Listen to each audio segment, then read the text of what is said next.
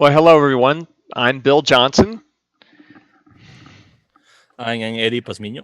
and we are providing this software called Parti-Suite that is designed to move from nanoscale to pore scale trajectory simulations to continuum scale transport simulations. And so Eddie and I are going to talk to you about this software. Okay, so the interactions that govern uh, between this colloid and collector are the DLBO interactions, and we call extended DLBO interactions will include the steric, Lewis acid base, and also we can incorporate the influence of layer systems and roughness. And the calculation of all these properties can be performed from fundamental parameters. Okay, so we also have surface charge heterogeneity that we talk about quite a bit in the unfavorable simulations.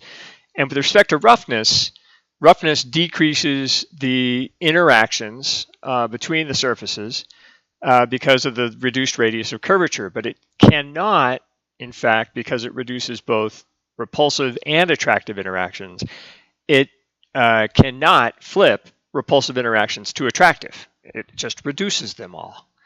And so that's what, in fact, drives the need to include surface charge heterogeneity in simulations to explain attachment under unfavorable conditions. So we have different geometries that we employ in order to obtain so-called collector efficiencies in these trajectory simulations. And this example system here that Eddie did quite a lot of experimental work on is the impinging jet, where we force flow normal to a surface to reflect the forward flow stagnation zone on a collector. It has the advantage of having a single focal plane on which you watch the colloids approach the surface, attach, and or detach. The disadvantage of this system is that the porosity is not well defined, and it is fixed in this system based on the physical experimental setup that one has. Kurt Van Ness solved to a much greater degree of accuracy the flow field in the impinging jet, and that's in his 2019 paper. Another collector set are realistic collector geometries in the sense that they are physically realistic. They are stackable so that you can create a series of these as a sort of a continuum representation of these collectors. And so the left side is the simple cubic packing, the right side is the dense cubic packing. They include grain-to-grain contacts explicitly. Their drawback, though, is that they represent specific porosities, about 0.45, 0.46 on the left in simple, and 0.27 on the right for dense cubic packing. The hemisphere and cell collector also explicitly includes a grain-to-grain contact that was developed by Ma et al. But unlike the other collectors that we showed, which have analytical flow fields, so that speeds the simulations, this one requires a numerical flow field, which slows down the simulations. It does allow, though, a range of porosities to be represented by the fluid shell thickness. And lastly, Huilian Ma, who is a research professor in my department, who has continued the colloid transport work, has recently solved simulations for non-spherical colloids, for rod-shaped colloids. And those simulations are available in Fortran, as are the ones in the dense cubic packing and the simple cubic packing, as well as in the hemisphere and cell, impinging jet trajectory models, as well as a parallel plate trajectory model. The one that we've built all our Parti-Suite on and includes simulations in MATLAB in addition to Fortran is the Happel sphere and cell. And that's simply a solid grain surrounded by a fluid envelope, the thickness of which represents the porosity. The advantage of the Happel sphere and cell is that you can represent the range of porosities with the simple increase in the fluid shell thickness. The disadvantage is it's non-physical. You can't stack this to look at how trajectories may persist down a series of such collectors. Eddie, do you want to add anything else to that? Yeah. So also the flow field is analytical, so it's pretty simple to solve it.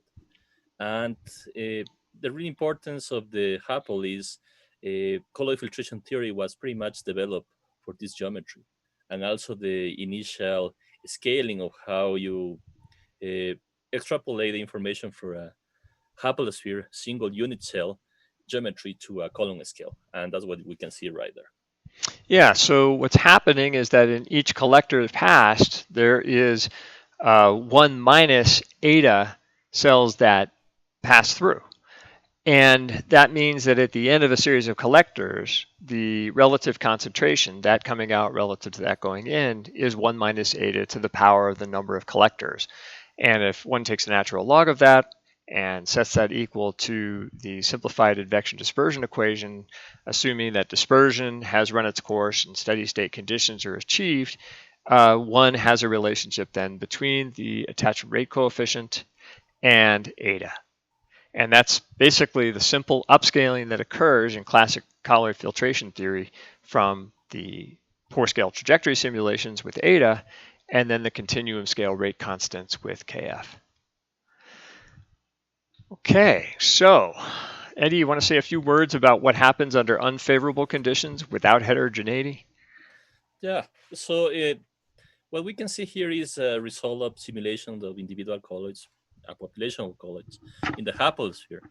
And in the left panel, we have favorable conditions. And you can see how the colloids just approach to the surface, and when they're close enough, because the interaction is favorable, the colloid snaps into contact and is arrested in the surface of the collector. But under unfavorable conditions, simulations and the theory predicts zero attachment. The colloids may go really close to the surface. They may be associated in shorter separation distances, but never be coming into contact. And they may skin the surface during really long times, but theory predicts zero attachment. And that's one of the shortcomings of the classical colloid filtration theory. Great. So we introduce heterogeneity in order to allow attachment under unfavorable conditions. And as shown here, recently Cesar Ron, who developed the layered system calculations for the XDLVO module, also has incorporated heterogeneity onto both the colloid surface to complement that on the collector surface. So the user has the option to use both or neither, or either one. And so that capability exists in the trajectory simulations. In addition, I want to make the point that Kurt Van Ness did a very nice job comparing experiments to simulations to really develop an improved approach for accounting for deformation and the arresting torque on the colloid at the surface. And I also want to mention that Anna Rasmussen, in her 2019 paper, developed the enhancement that roughness not only reduces colloid collector interactions and increases hydrodynamic drag at the surface, creates a slip layer, but it also creates multiple points of contact. And this is akin to what Changyang Shen and others have raised in terms of concavities on surfaces. Multiple points of contact are another way of expressing that, where the colloid is resting against multiple asperities, and that can create a longer lever arm of contact to the overall surface. And so the simulations in the trajectory model examine that lever arm, as described in Rasmussen et al. 2019, and determine whether it's longer than the single contact area lever arm, and uses the bigger lever arm of the two. So upscaling, in the case of the upscale continuum part of Parti-Suite, it uses the output from the trajectory simulations, and specifically the residence time distributions from the trajectory simulations for the colloids that reach the near surface. And so what it's doing is a similar upscaling to what is done conventionally, which is conventionally done at the surface using eta. What upscale does is it backs that out to the near surface. So that sphere that surrounds the grain surface and the near surface. Defining the near surface is the zone where colloid surface interactions become significant. We account for all the outcomes for colloids that reach the near surface, some of which attach, some of quickly, fast, some of which attach slowly, some of which are re-entrained back to the bulk fluid, and some of which translate to the rear flow stagnation zone due to secondary minimum attraction, and they remain in the rear flow stagnation zone. So, but they don't attach. They simply are associated with the surface in that rear flow stagnation zone.